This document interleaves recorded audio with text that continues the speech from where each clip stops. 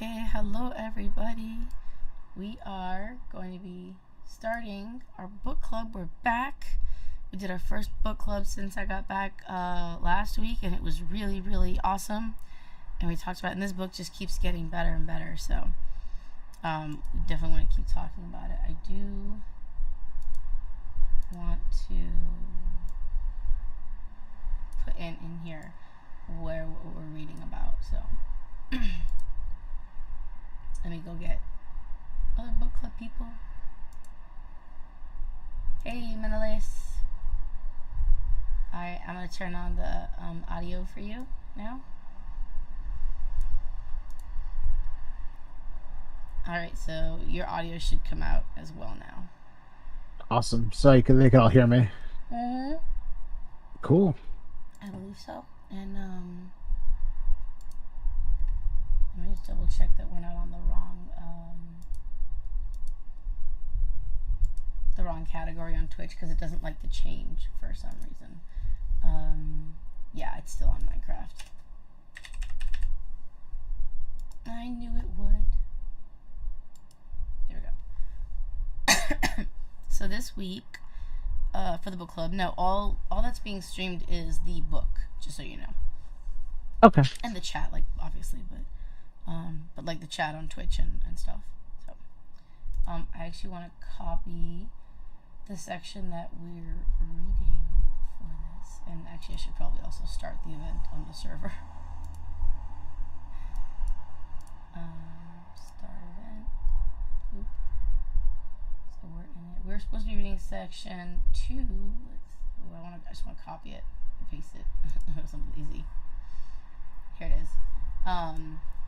Greek religion, which, if you are watching this stream, is actually, we have the book pinned in our server, so you can always join the server if you haven't already. Discord. And what we're actually going to be going over is Greek Religion by Walter Burkhardt, Chapter 2, Ritual and Sanctuary, Section 2, Gift Offerings and Libations, and then also Section 3, Prayers. So, and I'll also be taking some notes, actually. Oh, that's perfect. I literally have the book in our section here. So you also you read ahead, didn't you, Menelaus?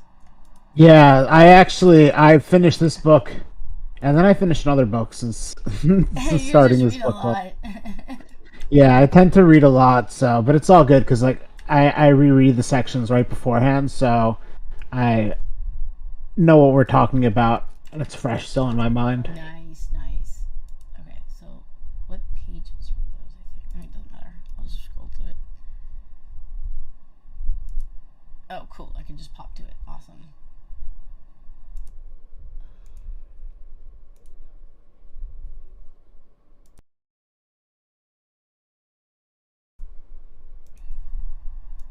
Sorry, I had to sneeze for a second. Yeah, all good. Okay, so yeah, I'm just my throat, and there's like, it's windy, so it's a little polleny and all that. So the fruit offerings, that was really cool. I'm gonna die. I thought the language that they started using was really cool. The stronger ones, givers of good, and I don't know. I just thought it was. I mean, they could have just said the gods, but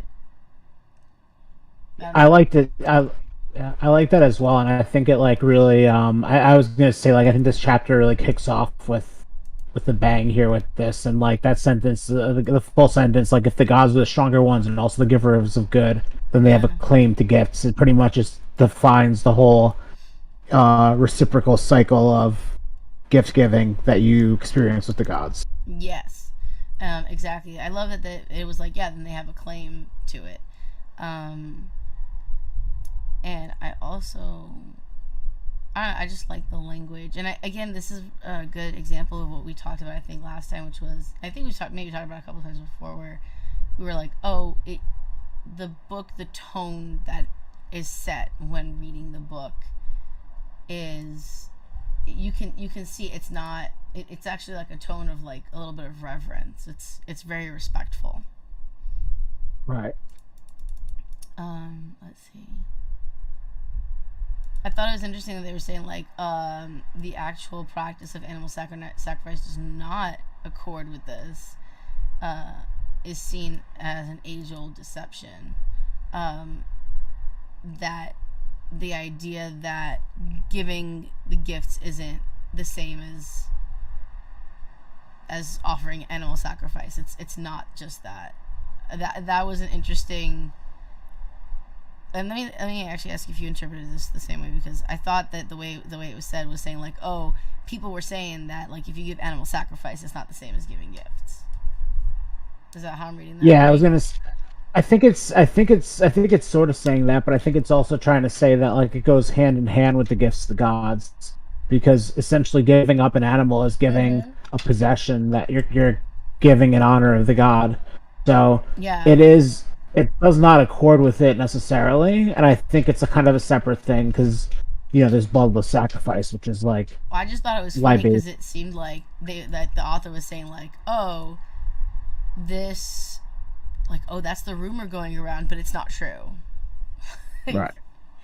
I was just like, okay. And I see that they did a notation, which I'm not going to go into, but I just thought it was funny because, like, oh, this is an actual thing that happened where they were like, oh, no, you can't do animal sacrifice. It's not the same as giving a gift. And then he's like, no. And here's my sources of this gossip that went around. Yeah. And it's talked about a lot, the offering the first of things.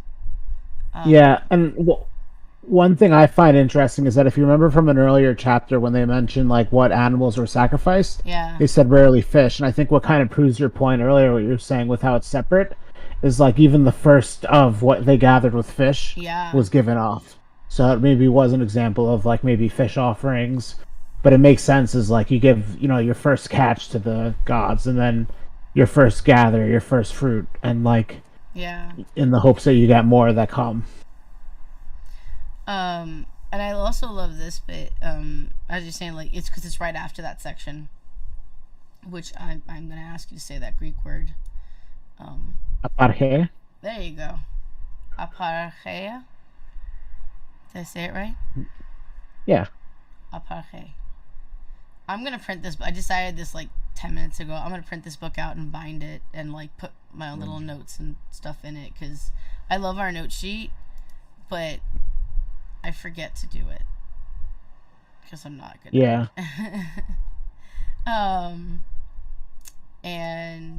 But I could easily do that and like then transfer the notes, but it's hard when it's not directly correlated to the page. But I love that right after it, it's talking about the line is how exactly something of this portion may come to reach a higher being is of course of little importance. I think that's such an important sentence because there's so many people have questions about how do I do offering? How do I leave it there? How do I dispose of it? What do I burn it? What if I can't have a fire in my house? Like we hear that question so much. Yeah, I agree with that, and like I think if you look at like what was actually done, like before they find votive offerings, like you realize like they were creative in ancient times. They would throw stuff in wells, they would throw stuff in streams, they would throw stuff, and like we know you don't want to litter, but like you could definitely give offerings in like unique areas if you don't have a space near your house. Like I don't have a lawn to spill libations on, but I have like a pot of soil outside that I spill my libations if I don't let them evaporate. Yes, and I love that it says so, because then after it's like, oh, you can set it down in a sacred spot. It can be put in the, like you said, thrown in the water or whatever. But I love that it says gift sacrifice turns into sacrifice through destruction. And the thing that I thought of that with like someone basically just tearing up a piece of paper. Like so like all you have is this area of dirt in the backyard. Like it's by pouring the libation on it, you can't drink it anymore, so it's destroying it essentially. Right. And I love that bit. And I think they should have just started this as a whole new paragraph or subsection of this, but then they went into like how like you can give a gift to the gods as a almost like in various forms of a gift of service to the community. And I thought or just giving it to the community, and I thought that was really cool. And they did like 4 or 5 different examples, I think. Yeah. I love I can't remember where it is. I'm pretty sure they talked about clothes and like donating clothes to like the temples. But they talked a lot about the harvest. And Yeah, they mentioned the harvest, and like especially when it was like it made sense. Like I like that they had a whole section where they talked about how that came to like the sanctuary of Elysius, where there was like where Demeter was like celebrated. yeah, let me see. There's a few. Um, I love that there's so many. I learned so many words. Because I'm trying to find the one that you were saying. Where Oh, which was the sanctuary one? Mm-hmm. Yeah, it says like about 420, the sanctuary of Elysius proclaimed the title to collect first fruit offerings to the corn goddess Demeter throughout Greece. To the corn goddess. When you said 420, what number were you saying? I don't know what that number is. About it was 420 is like the year BC, not Oh, in I this see. context at least. I was looking on the page. I'm like, we're not up that far yet. No, Let no, me no. see. I can just search 420. There we go. Yeah, that was further. Yeah, that was where I was trying to see, but I didn't see the 420 number. Yeah. I like that they were talking about in right before that section as well the different names for the different kinds of sacrifice. Like before a man starts eating the first bits, originata. I don't know how to say that. And then the seasonal gift, and then it went into the ears of corn and going into Demeter. And so I do you think that these indented sections, by the way, are they references, do you think, from another work? Because I was actually thinking about that. Like, we see right before. Yeah, I think so. And I think if you go to the actual footnotes, it oh yeah, should probably give you the original work. Yeah. Let's see. That one comes from. I don't know how to read Xenophon citations, so we're just gonna go right back. But yeah, and it's also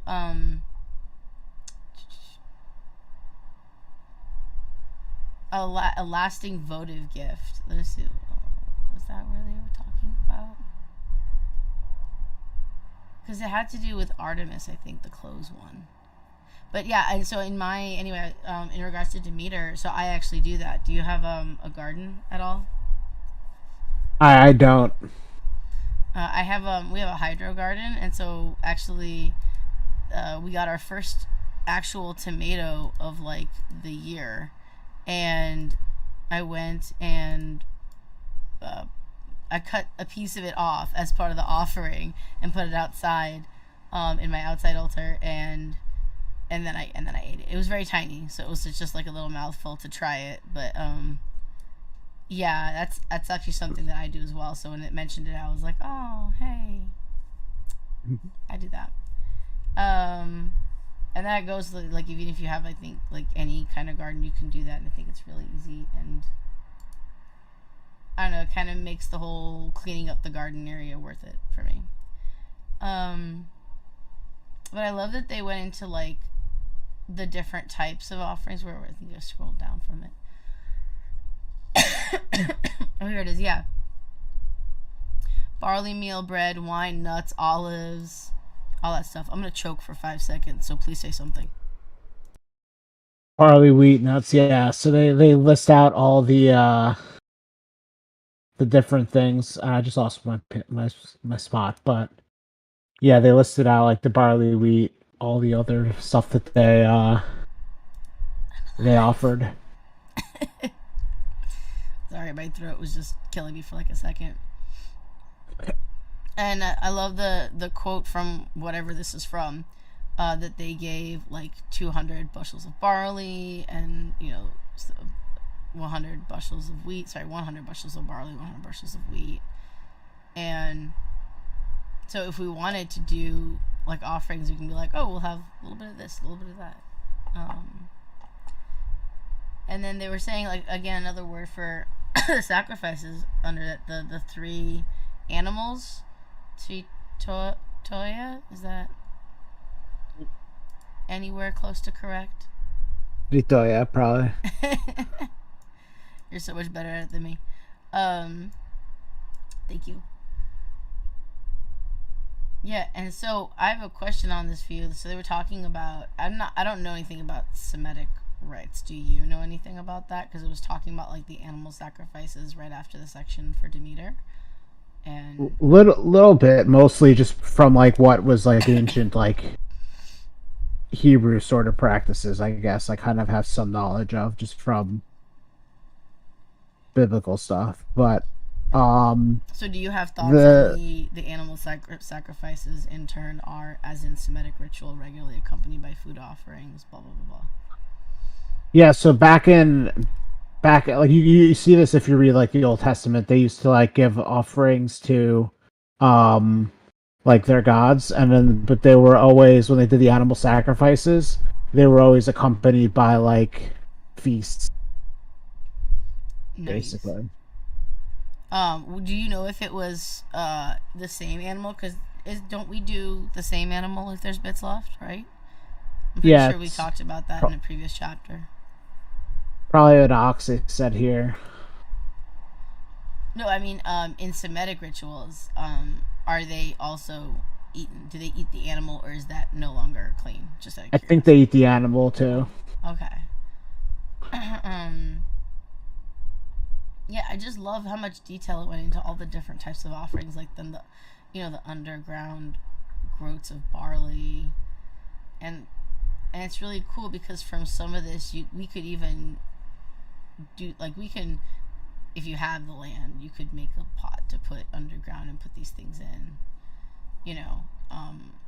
I just thought the detail was really great.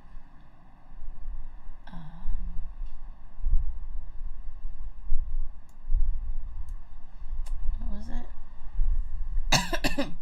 Yeah, here it goes. From classical times onwards, there's increasing evidence of table offerings. So, and I know a lot of us have our altars on tables and stuff, so I thought that was like, oh, it's like my little platform. Same. It's interesting that they also mention that some of these altars never serve for blood sacrifice. Yes, that's right, because we just covered blood sacrifice. That's right. And so they were, so I'm sure that's really relevant to all of us, because like not only can we have like dedicated tables, but I feel like most of us are not doing, if not all of us, are not doing animal sacrifices. So. Yeah. I mean, I offer some of my food, so technically it's an animal sacrifice, but it was already dead. Yeah, it's not. It's still bloodless in the sense that the blood was already out of it. Yes. I wish someone could tell the local butcher that, and that way it doesn't leak all over my kitchen. Yeah, I agree. I thought that was a really good note as well, that we can have different altars for different offerings. Oh, here, there we go. I literally was right before that section, right at the end of this page. The altar of Apollo, Greditor, Begetter, and on Delos never served for blood sacrifice. Blah, blah, blah. Okay, so that's the end of section 2.1. Burned through that one. Yeah. I don't want to go necessarily into every single type of offering anymore. I know we were going into that level of detail before, sometimes on some of the chapters, but it just I feel like the book is getting better and covering more and more like really cool bullet points. So I'm like, oh, I Yeah. should probably just get through it. And stuff that I think is really relevant. Like I think the next chapter, especially we talk about votive offerings. Like Yeah. I don't personally, I don't really, just because of my style, I don't really do like votive stuff. But So I need to look up this word actually. Oh, okay. So when I thought votive, I was a little confused because I thought votive was like a dish. Like there's a container. I'm pretty sure that's called a votive. yeah, So that's what I was thinking of, and then it was talking about the vow and stuff, and I was like, I'm confused. So votive offering. I should have probably just kept the definition up so I can read it aloud. That would have been smart. Hold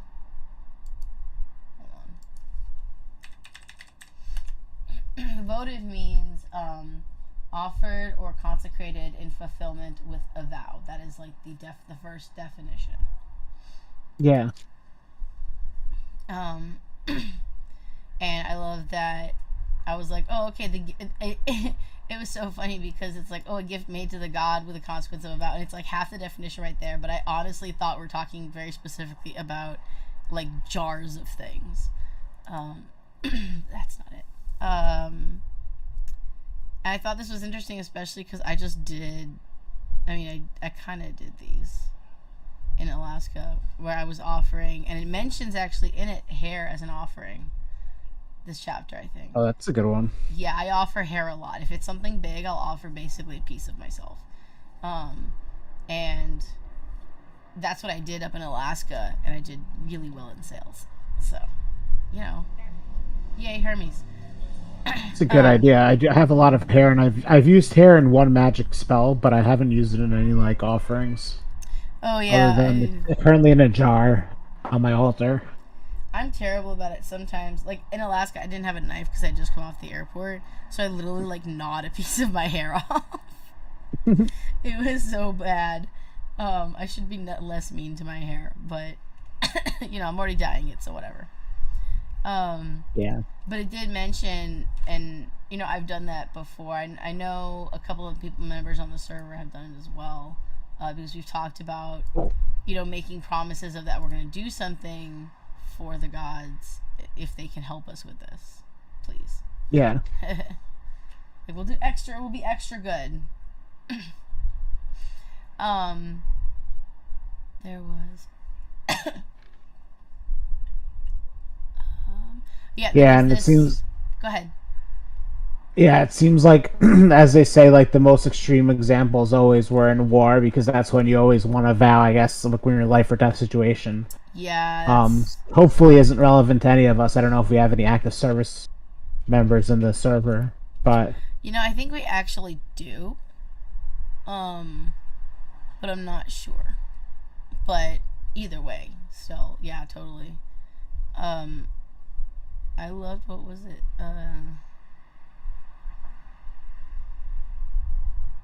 I swear it was in this bit, but maybe I misread it. Basically, it's in distress and danger, man seeks to find deliverance through a voluntary act of renunciation. Yeah. So maybe I'm not entirely sure what renunciation means. I feel like I'm doubting myself as I'm about to say it. But that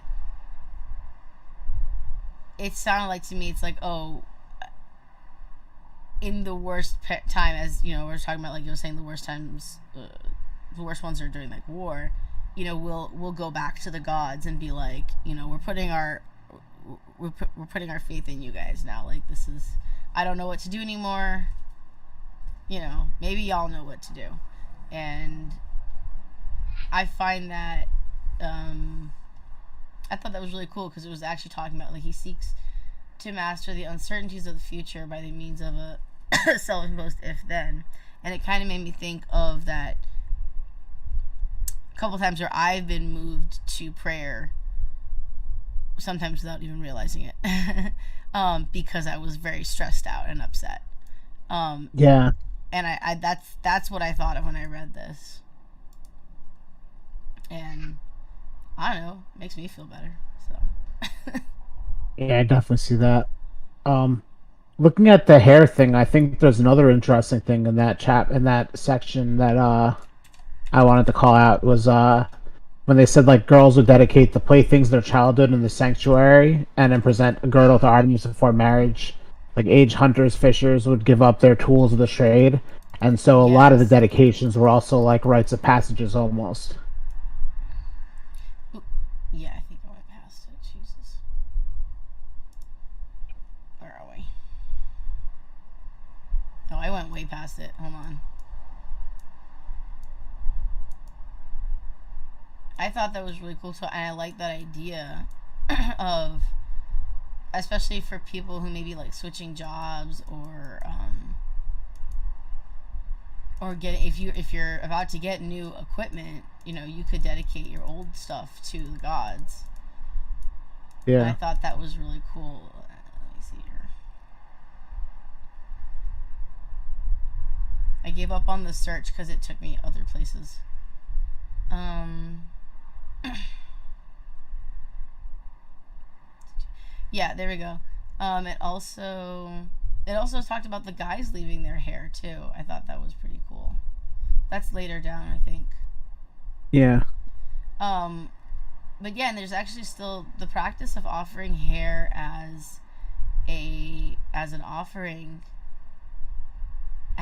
is done also by other religions as well. In India, there's, I believe, a specific temple where people can go and like the girls on like one day, or it's for some specific reason. I don't remember what it is, but they go there and they like basically cut off like all of their hair, um, Yeah. and it's donated in like the whole clump, and it's actually also then the church uses it to make wigs and sell the wigs to support the church or the temple.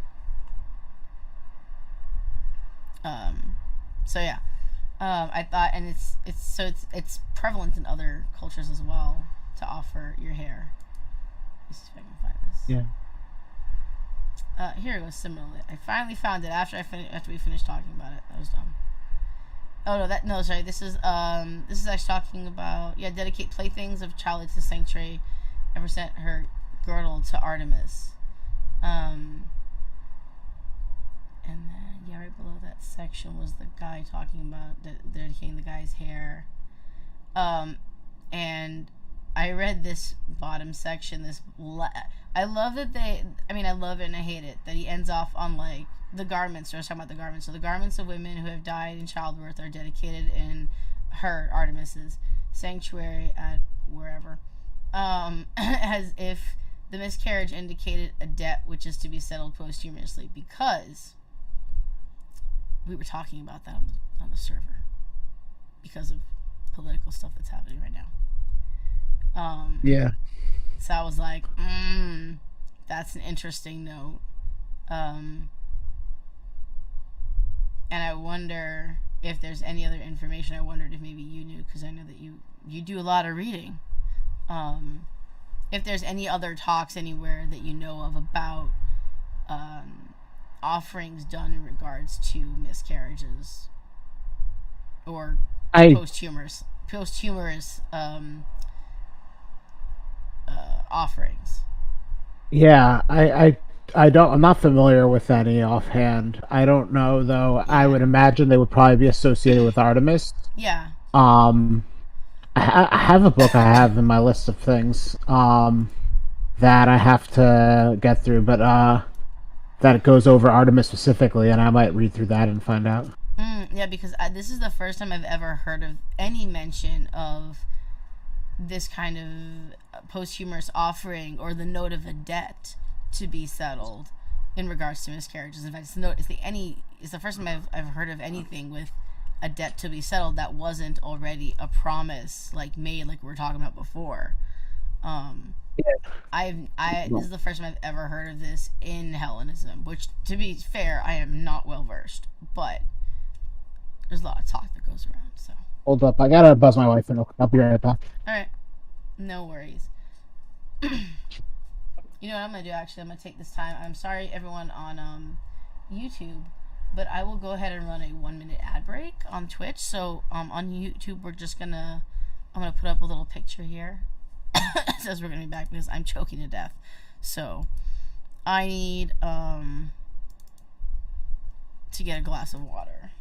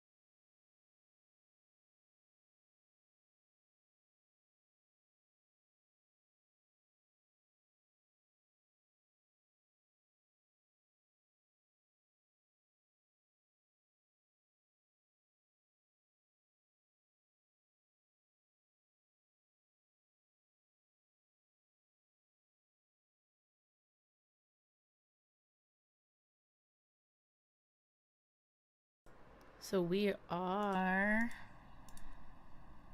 back now. Cause I had to go grab some water because my throat was killing me. So you mentioned before libation, and the next section's libation. So, do you have thoughts?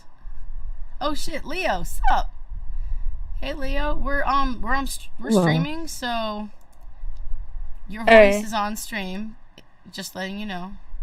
Alright. And the name I just said, Leo. Are you caught up on the reading? I'm not. That's okay. You can just listen to us jabber away. And do you have the PDF in front of you? The what? The PDF. No. No worries. It's pinned in the book discussion channel. Okay, I'll look at it. So we're just gonna jabber on. We're on the section about libation now. So, Menelaus, did you have thoughts about the libations since you mentioned libations earlier? Definitely do. So my first thought is that when it says like though it has now disappeared from our culture, it was one of the most common sacred acts, and it's like has it disappeared? I guess aside from all the libations that all of us have probably poured ourselves. I feel like it hasn't. It's just changed form. I feel like pour one out to like this yes. or pour one out to, like that is basically a libation. So like I definitely think it's still relevant, and I think giving off like a little bit of something makes sense. But I agree. I would even go as far as to say toasts are libation. Yeah. Because you're doing it in honor of something or somebody. So I think a lot of things we can look at things differently, you know, and be like, oh, is this really, maybe this is connected somehow. So on that section, actually, there's a sentence, like it's the second sentence, and it goes on, I think 4 lines. Jesus, that and the next, there's like a bunch of words here. Would you mind saying those for us?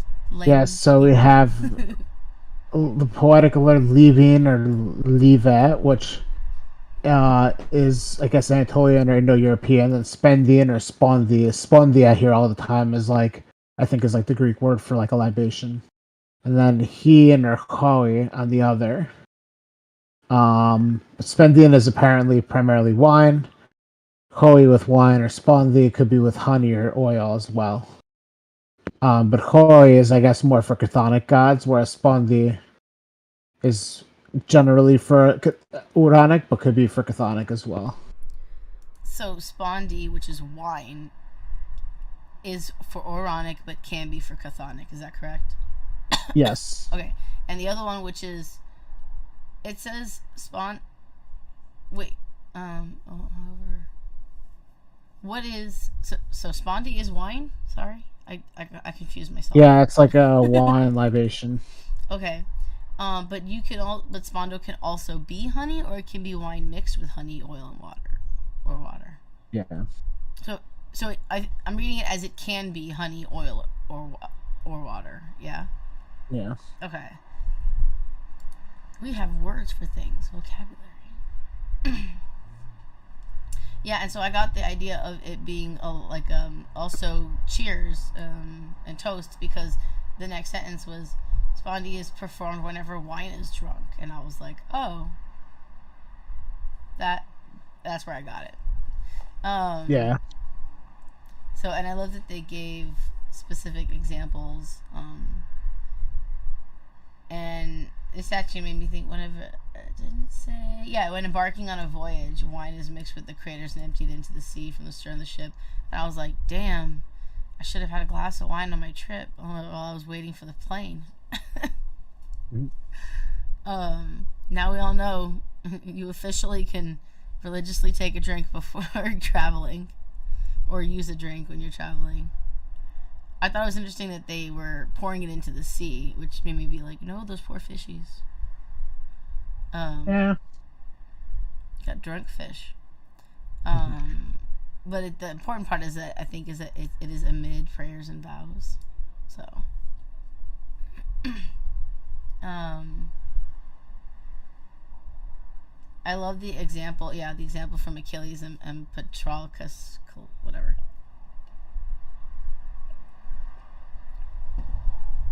Sorry, my throat's dying. And I love that they also connected back to the last off.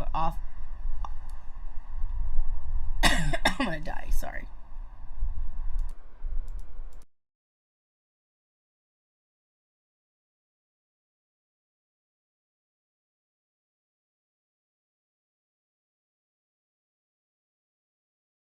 Back to the previous section with the wine libations being a fixed part of animal sacrifice. Yeah. It makes sense because you could really see how the ritual kind of played out then, with like you giving some wine, you giving some blood from the animal, and then yeah.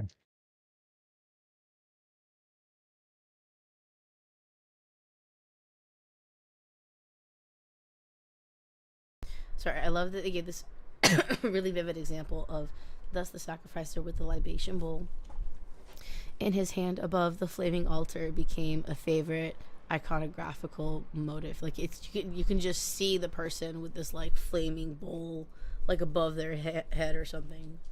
At least I could. So I was like, oh, it's such a good image.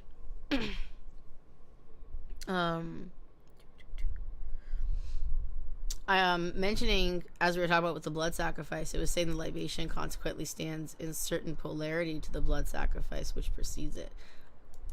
Because I've mentioned I love juxtaposition, so Yeah. I didn't get this. I didn't understand the Spega off open hostilities and the Spidoi end hostilities.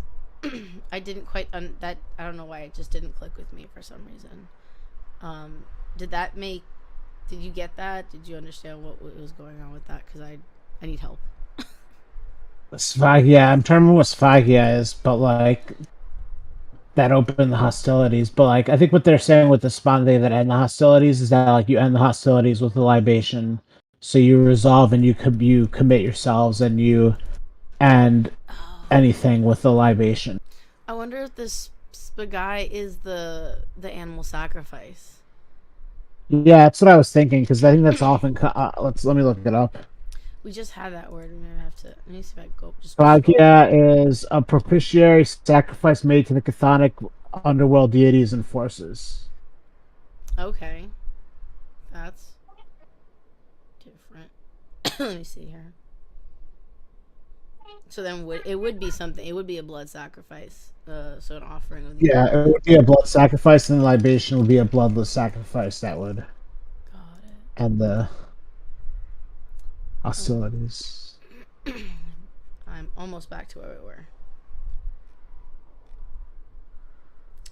I may have passed it.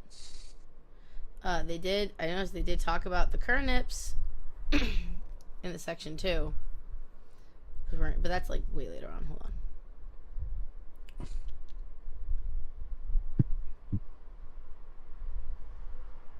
on. That oath of peace was pretty good. Yeah. That we, the polis, may have made libation means we have resolved and committed ourselves. The truce of God at the time of the Pan-Hellenic festivals, the Olympic Games, and the Elysian Mysteries were also designated in this way. Sponde bears make their way through the lands to proclaim and bring about the truce, such libation is bloodless, gentle, irrevocable, and final. I love that they gave us a little bit of basically the Sponde contract. Yes. I was like, this feels like reading a contract. It's like an agreement.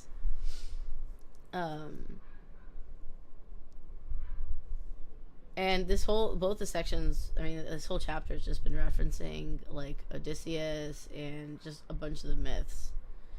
Yeah, there's the Oedipus myth. There's Odysseus. Mm-hmm. I love the line, "The souls are nourished by libations." That was really powerful to me, and it's like, oh, by giving libation to the gods, we're nourishing ourselves in our spiritual way, because we're doing it with our religion. But I don't know, it just made me. It was a very powerful sentence to me. That was on 105, by the way, in case I lost you. Because I just kind of skipped over that whole section with all the different mythologies.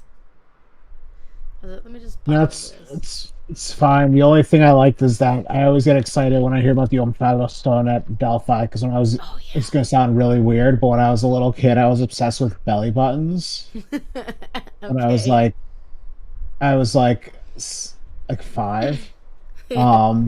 And so I was obsessed with the idea that Delphi was the belly button of the world for some reason. That's so cute. A little bit weird, but I was a little kid. Aww. The gods were like, we need to put our ideas in this one. How are we going to relate that to a 5-year-old? Belly buttons. I love that.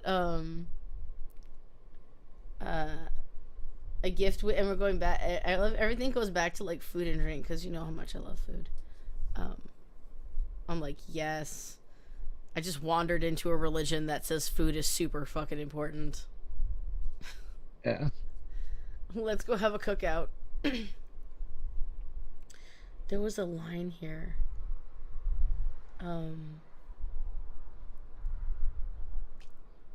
Shoot, I was rereading this on my phone before.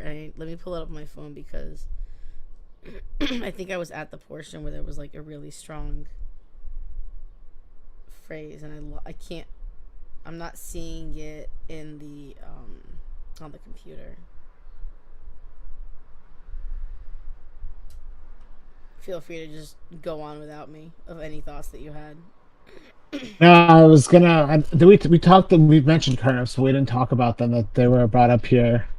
What? What did we? That you'd wash your hands with turnips. Yeah, we mentioned that. Yeah, I don't think we got to that yet. I think that's further on. I skipped ahead then.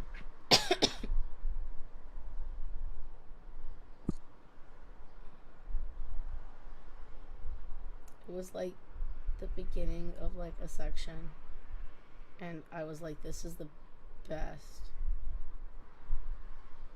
Oh, another quote I just reread and I think is really beautiful, and I think is important for us to think about is like modern pagans. Is what is important is not that the libation reaches its destination, but that the offerer surrenders himself to a higher will in the act of serene wastefulness. The libations to the dead therefore signal a recognition of the power of the dead. What distinguishes the outpouring from other gifts of food is its irretrievability. What is spilled cannot be brought back. So you mentioned earlier, it's like you can't.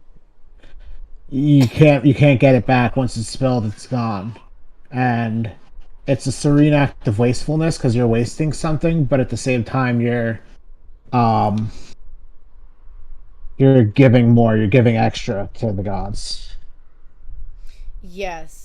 And also, I just passed by another phrase that was really good that it was in the previous section. As I was trying to look for the thing it was like about our religion, and it was, but it was saying in here somewhere that, the sacrifice, uh, it doesn't have to be expensive. It very specifically said that. And Yeah. I was like, oh, because that's another question that people have all the time. Um, yeah, I love that it's like, yeah, like once it's destroyed, or once you do the libation offering, yeah, and where's that section, that you're quoting? It is. Where is it? It's the. It's the what you call it? It's like the second to last paragraph of the section. Okay, second to last paragraph. The role of oil in libations. Awesome. Yeah, that's the second. Yeah, I found it. Let me just highlight it for a second, so on the stream, so people can see as well.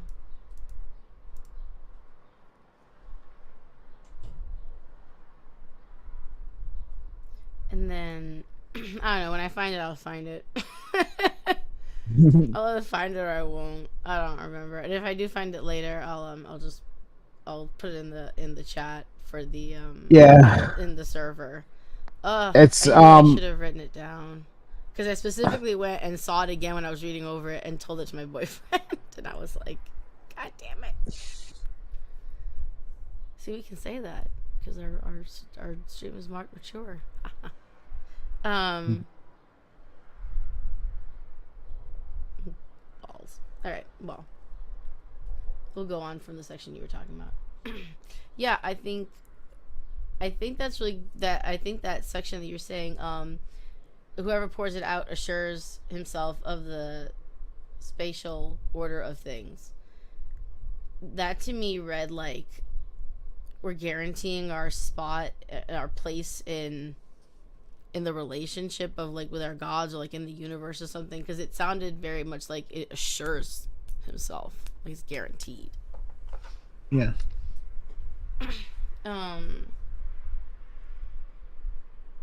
Yeah, and then right after that is the section about turnips.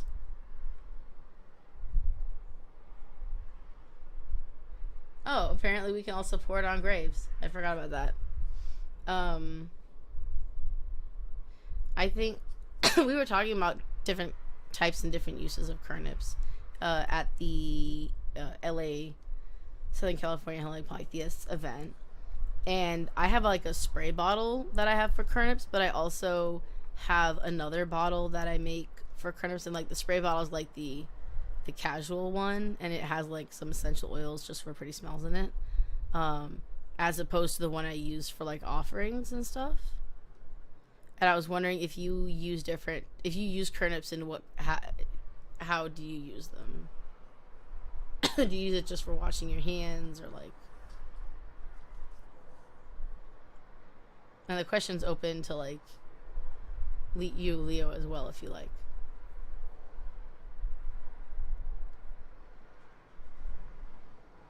Oh, did I mute myself? Shit. No, you're fine. Oh, okay. No, I'm sorry. What did you say? How you guys use turnips, because it mentions turnips in the chapter, and me and the Southern California Hellenic Polytheists were talking about turnips at the last meeting, and I was saying I have like a spray bottle for like casual everyday use, that has like some essential oils, and then I also have a separate one that's for ritual. So I was gonna ask if you guys make your turnips and like how you do it. What do you like? Do you have separate ones or like anything like that? Just how your use of turnips is. I have just a sage spray, but that's it. Yeah, It has different types of oils in it. I bought it though, I didn't make it. So I sometimes no, you finish first. Sorry.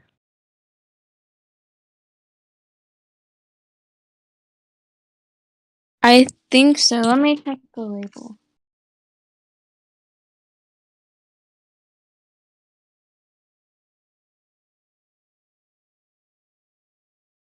I I usually if I'm doing like a full long ritual where like I need more than just like take a shower or something like that. Mm-hmm. Um I'll make like a bowl of turnips. So what I'll do is use salt water and then I'll like burn a bay leaf into it Nice. and just use that to kind of like cleanse myself. Yeah, I'll do that kind of stuff as well. I'll take my shower and then I'll like spray and like with creams afterward. Um, Yeah. I don't always make it, but I will if I remember to. yeah. Um, it's one of those things. Depends on like the ritual I'm doing. If I'm just like making a quick little incense offering, I actually probably won't. But if I'm like doing like a full ritual where I feel like I really want to, I definitely. Yeah. That's awesome. And yeah, I try to do it I try to make creams more often as well, but I always forget to. So sorry. No, go ahead. The spray has purified sun and moon water. It also has sacred sage, lavender, clarity sage, and black obsidian. Oh, cool. It's awesome. That's like supercharged. Um yeah, I like that they also mentioned that there were water carrying festivals. Because of course that makes total sense because water was hard to get, and so I can imagine it being like a really important resource. Um, and then also the Elysian Mysteries, yay! We found out more information about the Elysian Mysteries. I didn't know the thing about the vessels. Yeah. Um, and there's your line: the raising hope through at the end. The raising hope through serene wastefulness. Yeah. That's like such a cool sentence. Was there anything else before we want to go into the prayer section? Mm-hmm. I'm gonna say yes, no, yeah. I'm gonna take it as a no. Um, so let's see.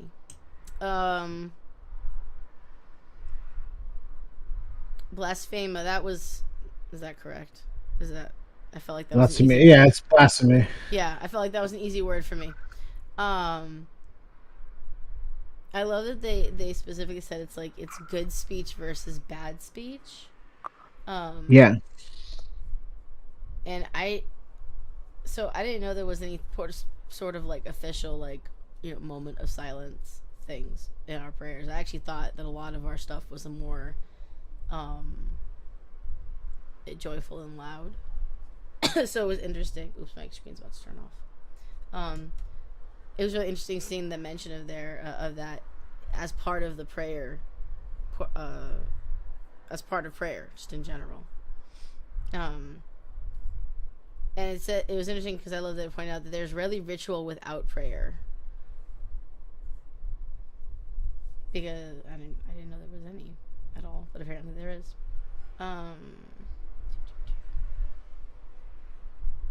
And prayer is also importantly part of ritual. Yeah. What's this? The no important prayer without ritual. Can you say that word, please?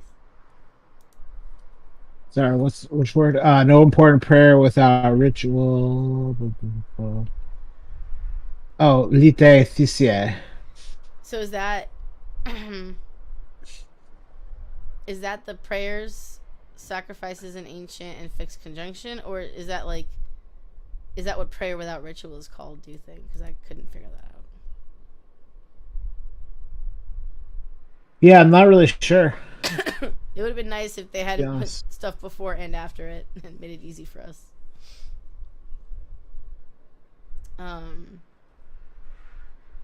Oh yeah, can you say what the word to pray is? How do you say the word for prayer in Greek? It's on the next paragraph.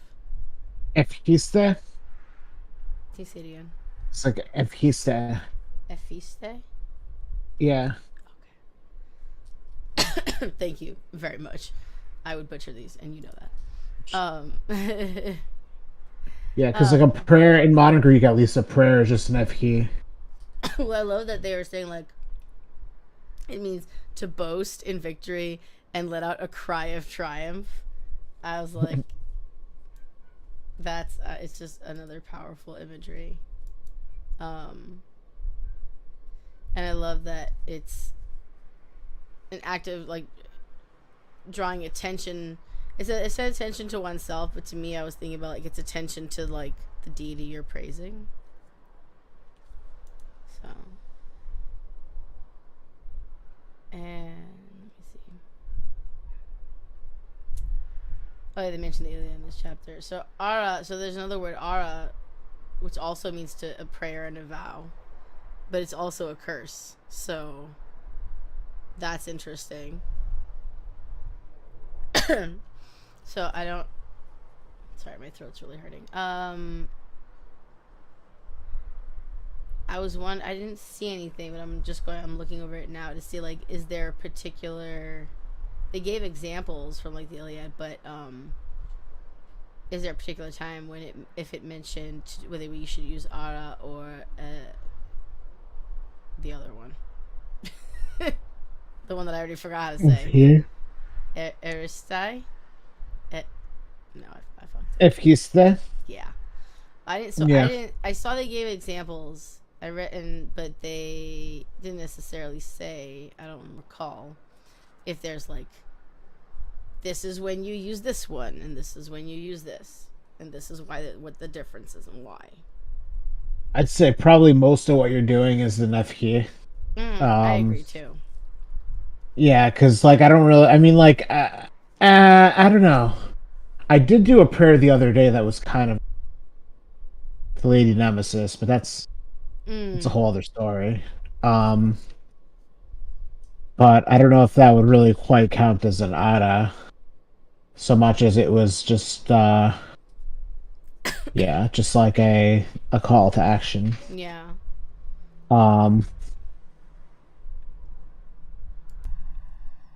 Yeah, I didn't. This section was short, and they really didn't get too much into detail about that.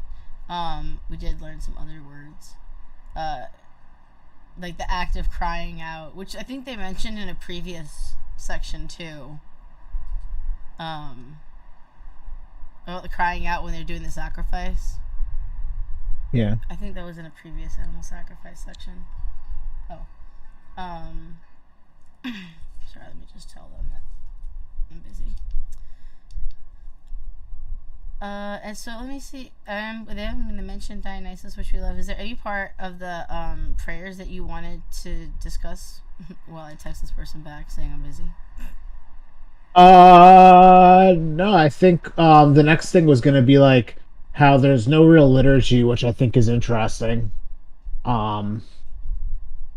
That's like survived at least. Yeah. Well, I mean, we've lost so much. Just to time and people being shitty over time. Yeah. But but yeah, sorry. But there is like but there is still like a formula that we hear, which is like hear deity, find the right name, give the right epithets, and it's very modern. The same thing as like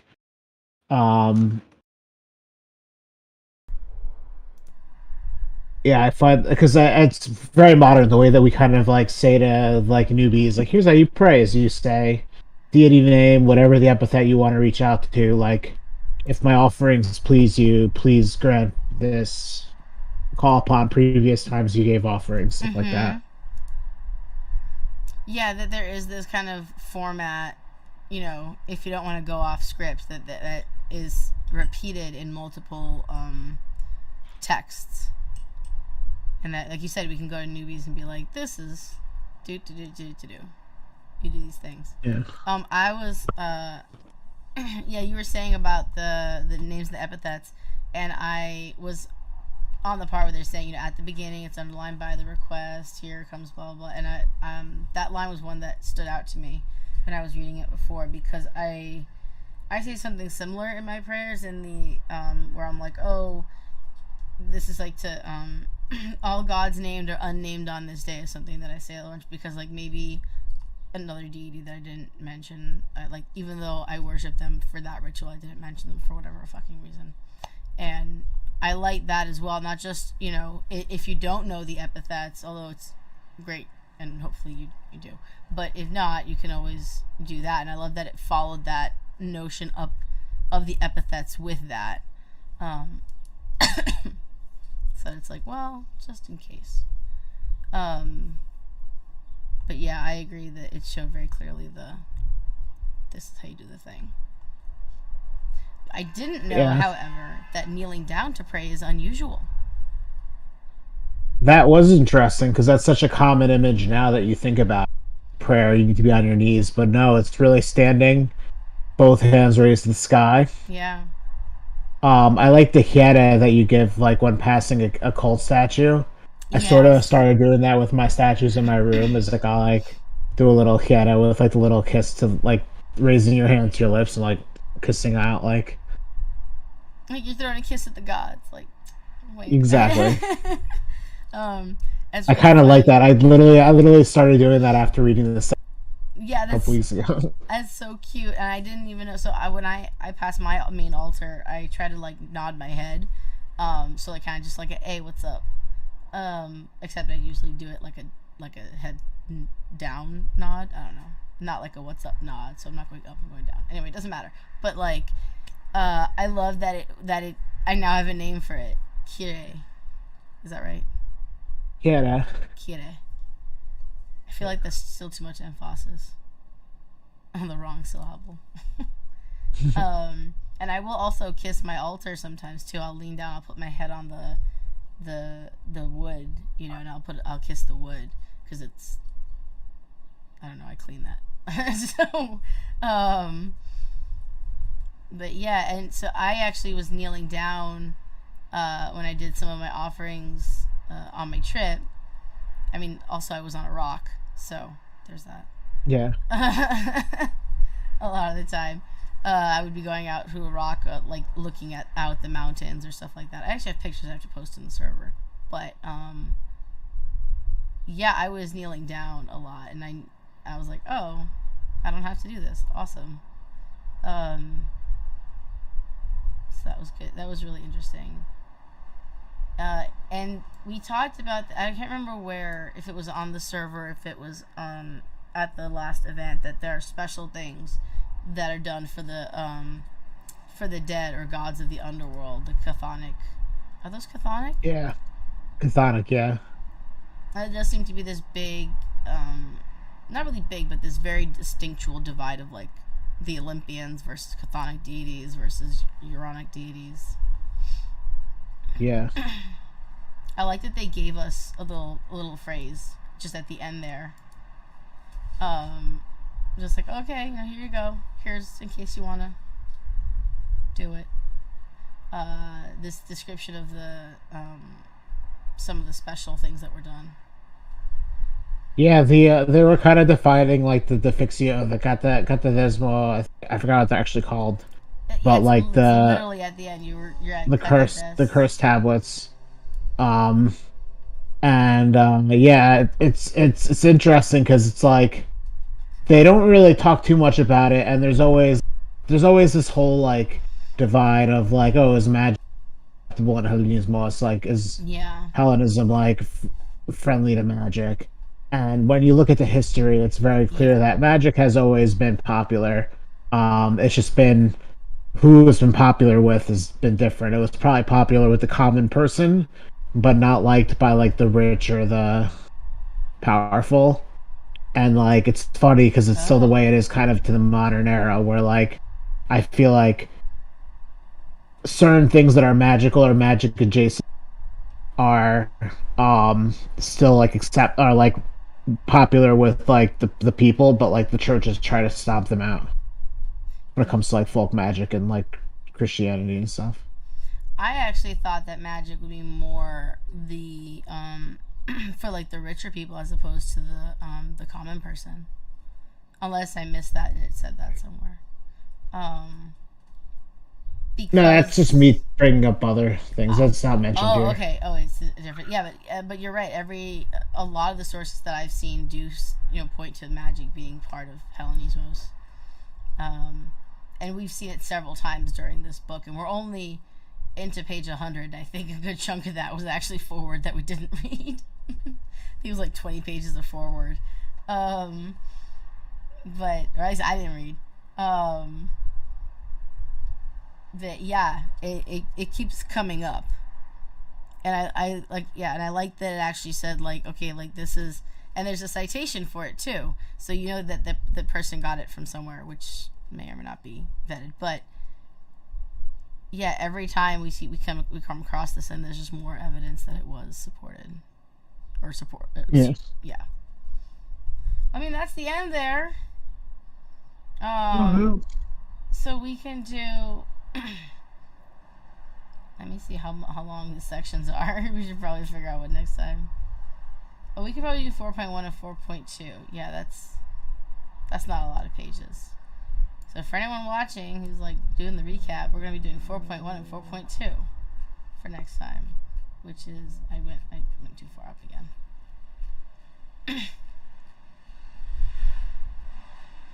Oh my gosh.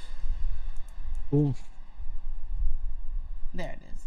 So purification, which is a big topic in Hellenismus. Function and methods, so very practical. And then number 2 is the sacred and pure, and the pure. So that'll be fun. That's gonna be. You read ahead. You're not gonna be as excited as me.